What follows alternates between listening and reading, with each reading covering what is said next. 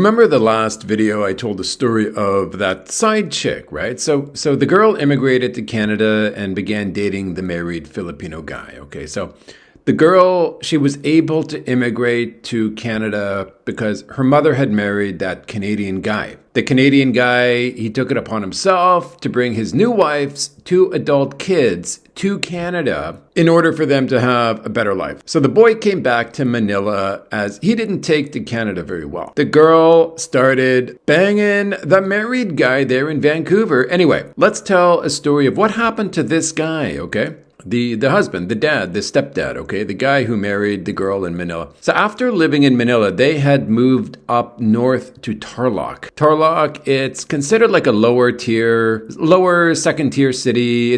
But it is a bustling city, but it is also quite poor up there. A lot of poor girls up there. So his wife, they're living up there in Tarlac, okay? So his wife went to Manila for a few days. She was doing something with her extended family. The Canadian husband, he remained in Tarlac in the house by himself. He did not want to go down to Manila. So they were just living the barangay kind of life, okay? There's not like guards. There's not like, it's not like a subdivision kind of place. It's just a regular barangay. So personally, I love the barangay life because I think it's exciting personally. So anyway, this guy is alone in the house and girls started knocking on his door. I mean, hey, he's by himself. It seems like gossip had started around the barangay that this guy is now there alone. Now, if you are the girl and you are going to knock on the door of this guy's house, look, you need some excuse. And I don't mean an excuse to tell the parents. I mean an excuse for knocking on the door. I mean, look, these girls have to say something after knocking. The emphasis here, it's on them. It's on the girls to say something. It's not on the Canadian dude. They're knocking on the door. He's simply going to answer it and say, well, what do you want? By the way, the guy, he's around 65. He's an Italian Canadian guy. He was born in Canada. So anyway, so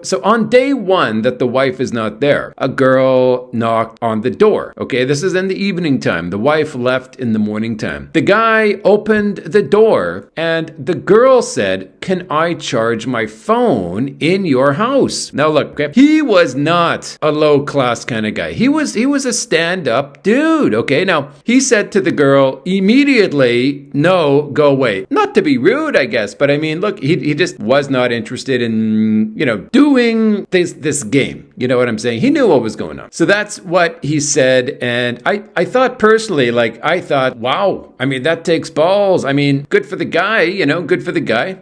The girl's got a good guy on his hands, he's not the type to cheat. I mean, the girl wanted to be plugged in, if you know what I mean. I mean, what are the odds that she only wanted to actually charge her phone on the same day his wife was out of town? Okay, so anyway, day two, another girl knocks on the door. It's a different girl. She knocks on the door. And I'm thinking, these girls know each other. This is what I'm thinking, right? So after he rejected the first girl, she went back to her friends and told them what happened. She got rejected. And her other friend said, okay, I'm going to give it a try. And their goal, this is just my belief, was to steal this husband, was to steal the guy away from the girl. This is what I think, I'm sure. I've seen this kind of thing before. You have to understand the desperation of somebody who is poor and really has no hope, I mean, if the parents can't afford to send you to university kind of thing, it's a different world for these people. Just as an American girl would go out of her way to meet a guy who owns his own private jet, I mean, these girls who are living in poverty, they'll go out of the way to meet a guy who, he has a steady income, he doesn't drink, he doesn't smoke. I mean, even a 65-year-old guy, an 18-year-old girl will want him. So anyway, okay, day two comes, okay? So girl one is rejectamundo, okay? So day two, this is day two. The second girl knocks on his door. She comes with her phone and charger. It's all kind of planned, okay? It's kind of the perfect plan. She got these things in hand and says, the same thing, can I charge my phone in your house? Now, in a way, it's kind of the perfect thing to say because, hey, anyone can just read between the lines and realize that this is not a real excuse. And if the guy doesn't allow her to charge her phone, it's not really about charging the phone, but it's sort of a way for a girl to go into his house, spend some time in his house. It's kind of the perfect excuse. Anyway, the guy says,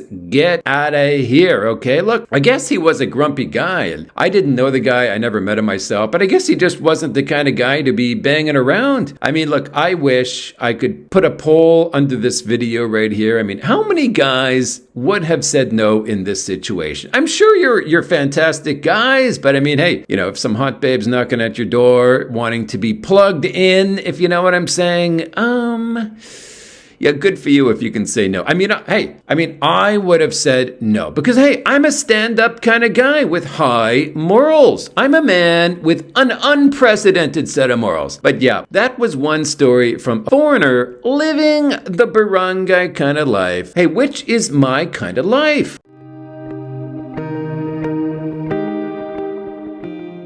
This story takes place in Bohol, okay? So it's a small town in the island of Bohol, okay? Typical story of this girl who met a guy on the internet. This guy was from Israel, okay? So they hit it off. She liked him and he liked her. Now, there was one problemo, okay? The guy was in his 50s. The girl was 17. Now, excuse me for not knowing too much about the story, but hey, I do know that they met online. I do know that he flew down to meet her after there was a several-month courtship there. Now, the guy knew she was only 17, and she knew how old the guy was, okay? She knew the guy was in his 50s, older than her own father. I can hear the thumbs down. Click, click. I can hear you clicking those thumbs down, guys. But listen, don't shoot the messenger. I'm just telling you a story of real life. These are real life stories. Like, we can pretend like these stories don't exist in life, or we can understand that, hey, the world is a rough place. The world is a very imperfect place, and most people, we're not driven home after they're born by their mom's Mercedes Benz. I mean, a lot of people in this world, billions, they got a hard life. The world sucks, and things like this happen. I mean, it could have been the day before her 18th birthday where it would be legal, but that doesn't matter. Illegal is illegal. Anyway, let's get to the story here, folks, okay? So the guy flies down to good old Bohol and meets this girl. The guy, due to his work, he's only there for 2 weeks, but the girl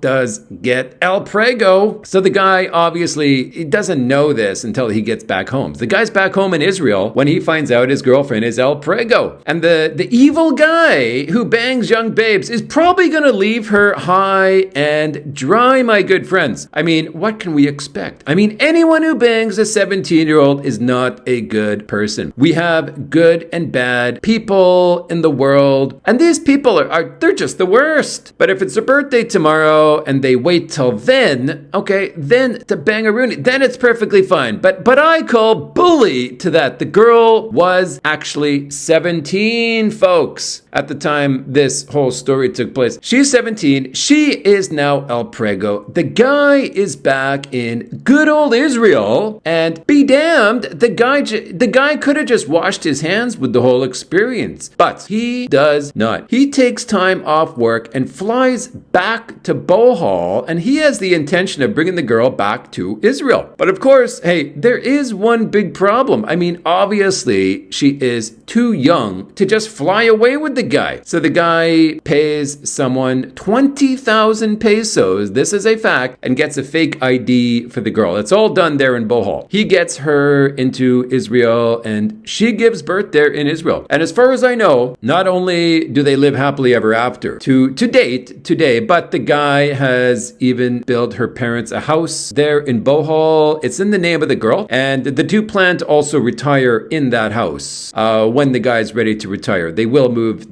move together as a family to Bohol. But that is just a story of what happens in the world. This happened, this was all pre-pandemic. You didn't know this happened, right? And I'm sure since it wasn't on national news, and people just don't know these stories exist. But these stories like this exist on a daily basis. It's the good, it's the bad, and the ugly. Just like good old Clint Eastwood, these stories are happening all the time, folks.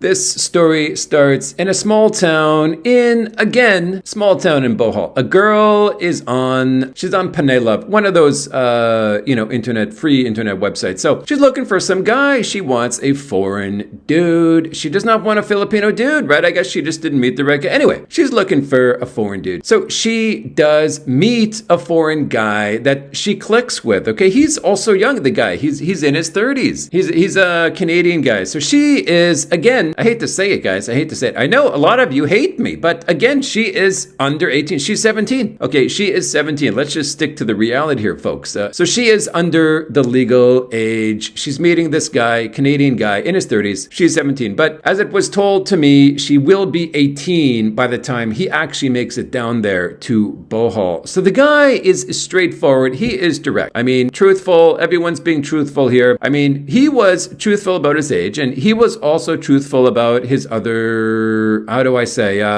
shortcomings.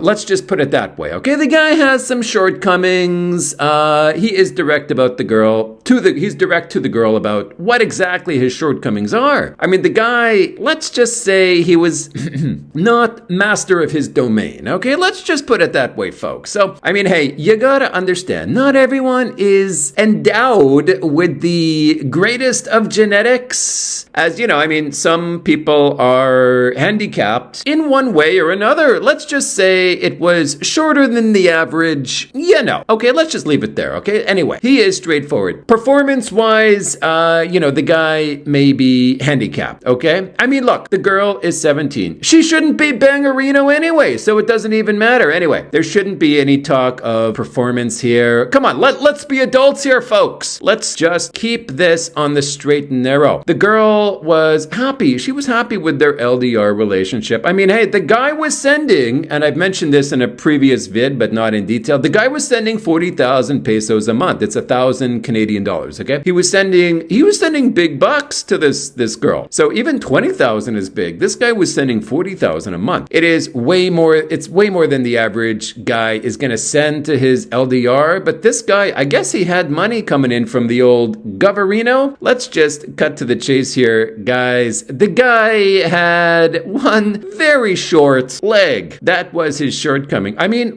what were you guys thinking? I mean, look, the guy had one leg. He just had one leg. He was handicapped. I think it was sort of an accident, like a workplace accident or a car accident.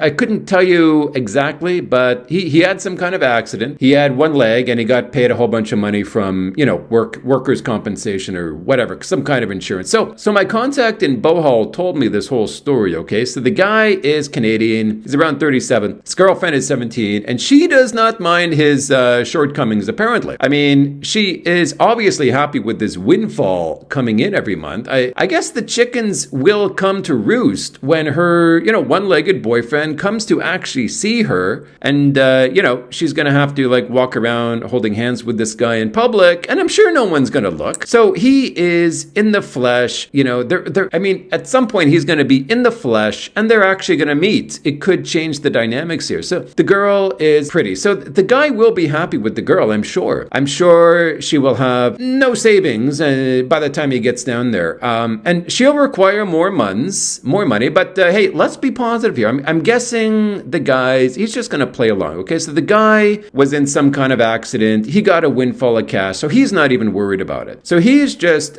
spreading his good fortune, one leg at a time, so to speak. I'm sure when they do meet, she will not mind his one-legged status. I mean, when she sees him, she will see his heart, his soul. They'll probably get married as he wants to settle down, and he's probably not the type to hop around from one girl to the next. I mean, he wants to settle down with this one girl and spend his life picking her up. They plan to live with her family, so they'll all sort of live together as he will be, so I guess he'll be renting some new place, a bigger house with enough bedrooms to fit everybody. They've already, discussed this. The whole family will be living together. I guess he needs kind of a caretaker anyway, caretakers. So that's sort of convenient for the guy. Hopefully they have some babies and, lots of feet running around and hopping around, The house will be organized. I'm sure they will put their shoes in front of the door, the wife, the kids, the husband. So that is the lay of the land. What could be a beautiful relationship. And we all wish them the very best. best, as long as the girl's 18, okay? We all wish them the best with their amazing adventure.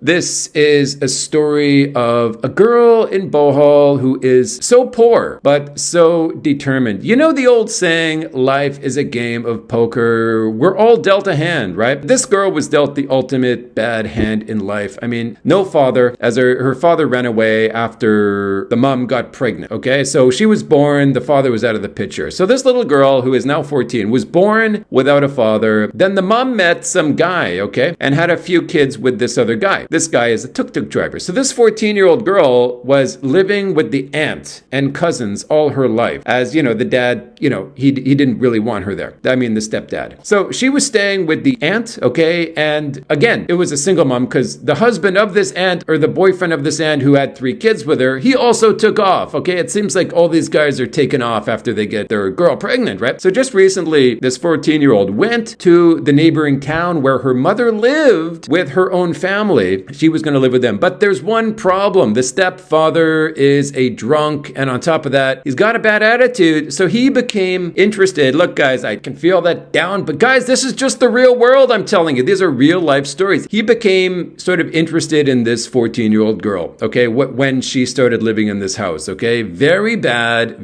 news. So the mother, she couldn't get mad at the guy. I mean, if she got mad at the husband, I mean, the husband will just get mad back at her, you know? He's bigger and stronger, you know? What is she supposed to do? So she is basically stuck with this guy that she does not love anymore. She has no money. The guy's a tuk-tuk driver. He's bringing in that $5 or $10 a day that they depend on. And they have also, on top of that, they have a few kids together. The kids are, you know, 6, 9 years old, whatever. On top of that, they do not have any money to pay for this 14-year-old schooling. So the girl asked the teacher if she could live with her and take care of her house and her children. So this 14-year-old asked the teacher if she can sort of be the nanny for her. And in exchange, the teacher will sort of take care of her schooling expenses. It's called a yaya or a nanny. So in return, I mean, she does get zero money, but she will get free room and board, and the teacher will pay her educational needs. But look, guys, I mean, look, the world is a crap place. I'm sure there's people out there who would want to sponsor her. Because I mean, this girl, she's 14. She would only need like not much money every month in order to get by with her schooling, but there's just not a system in place that allows people to sponsor her, right? So this system should be created. It should be an easy system, but it just does not exist right now. But look, this girl, it doesn't even matter. This girl is just one of probably 100 million kids in the same situation. The world is a crap place. It's up to you and me. It's up to guys like us to make the world a better place. Hey guys, if we just improve the world by 1% each, you know, we just did our little thing, you know, that the world would become a better place. But this is the world right now. Hey guys, we got a lot of work to do.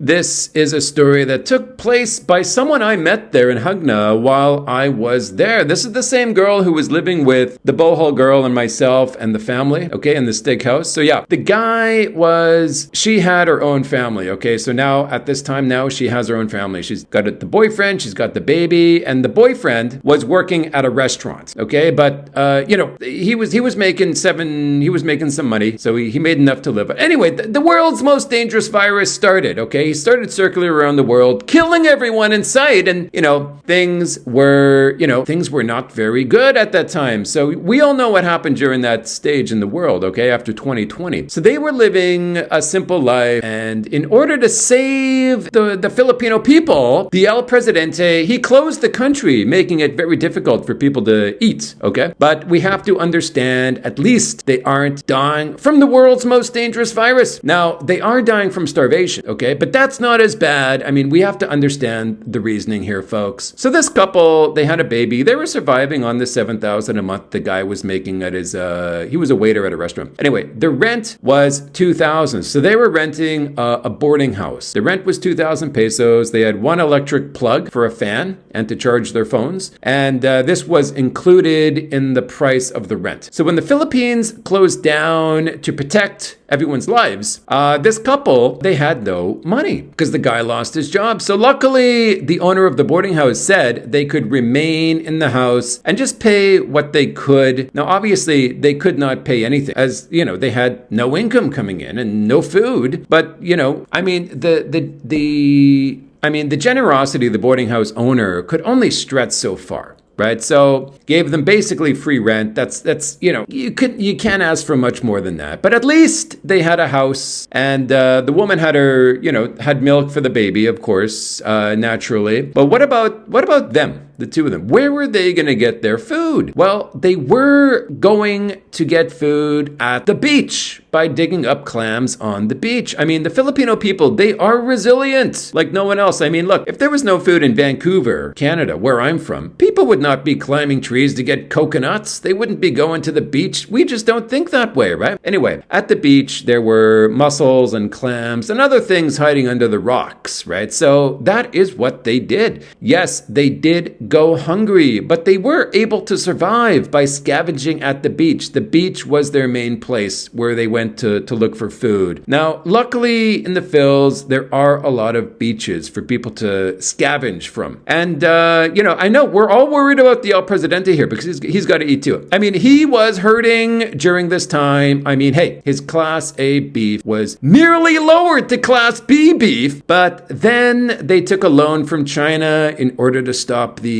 catastrophe because they almost couldn't pay the government workers to stay home. Anyway, Phils needed the savior to save the day, and he did. His ideas were unique and thoughtful at the same time. Folks, the next video is going to be about a YouTube comment that I made that received a lot of hatred, a lot of comments, a lot of replies, and it was about the Philippines. Scotty boy, you gotta know when you don't comment. Okay, but till then, my great friends, just 6 weeks till I'm in the Phils. Thanks for the big man upstairs. I did survive the 3 years of the big V, and soon I can be a tourist again in the Phils, just like I have been for the last 25 years. Adios to my great, wonderful, the most amazing people, Roonies in the world. I will see you on the very next Vitorino.